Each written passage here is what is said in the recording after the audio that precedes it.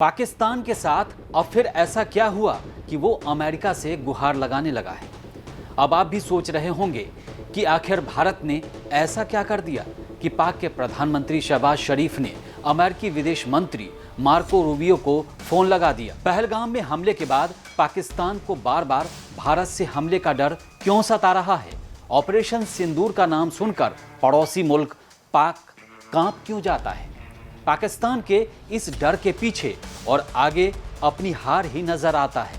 हम इस वीडियो में आपको विस्तार से बताते हैं, बने रहिए हमारे साथ। नमस्कार, भारत एक्सप्रेस देख रहे हैं आप और मैं हूं आपके साथ हरिशंकर कुमार। 22 अप्रैल को जम्मू कश्मीर के पहलगाम क्षेत्र में हुए आतंकी हमले के बाद भारत और पाकिस्तान के बीच रिश्ते एक बार फिर तनावपूर्ण हो गए हैं। इस हमले के बाद दोनों देशों के बीच आरोप प्रत्यारोप तय हो गए। पाकिस्तान के प्रधानमंत्री शहबाज शरीफ ने अमेरिका के विदेश मंत्री मार्को रूबियो से टेलीफोन पर बातचीत की।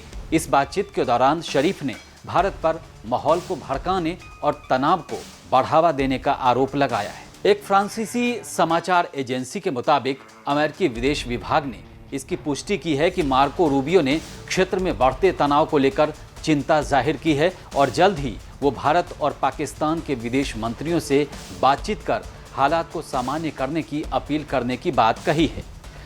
गौरतलब है कि ये पहला मौका नहीं है जब शरीफ और रूबियो के बीच इस मुद्दे पर बातचीत हुई हो। मई की शुरुआत में भी दोनों नेताओं के बीच टेलीफोन पर बातचीत हुई थी, जिसमें शरीफ ने एक बार फिर भारत पर उकसावे की कार्रवाई करने का आरोप लगाया था।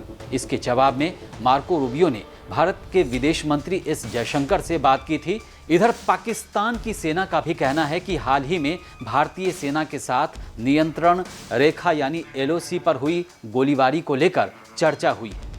पाकिस्तानी सेना के प्रवक्ता लेफ्टिनेंट जनरल अहमद चौधरी ने मीडिया को बताया कि दोनों सेनाओं के बीच संघर्ष विराम के उल्लंघन को लेकर बातचीत हुई ताकि आगे किसी भी प्रकार की अप्रिय घटना से बचा जा सके। दूसरी ओर भारतीय सेना ने जानकारी दी है कि नियंत्रण रेखा पर लगातार छठी रात पाकिस्तान की ओर से की गई गोलीबारी का भारतीय सैनिकों ने माकूल जवाब दिया है।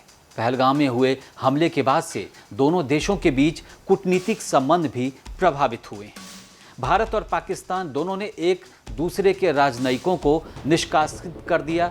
भारत सरकार ने अपने देश में मौजूद पाकिस्तानी नागरिकों को भारत छोड़ने का आदेश दिया था।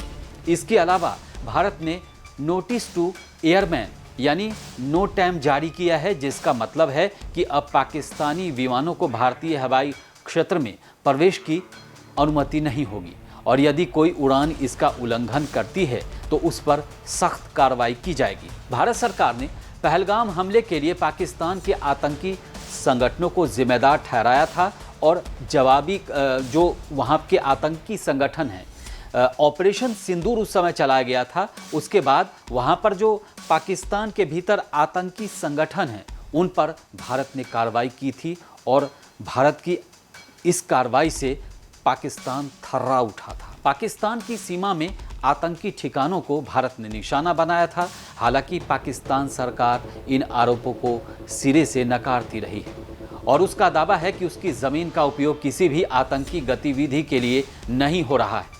हालांकि पाकिस्तान का झूठ पूरी दुनिया जानता है।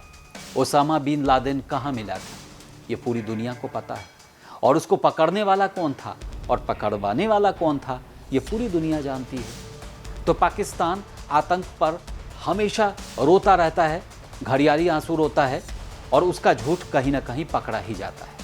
पहलगाम हमले के बाद पाकिस्तान की शहबाज सरकार जो है काफ़ी डरी हुई है।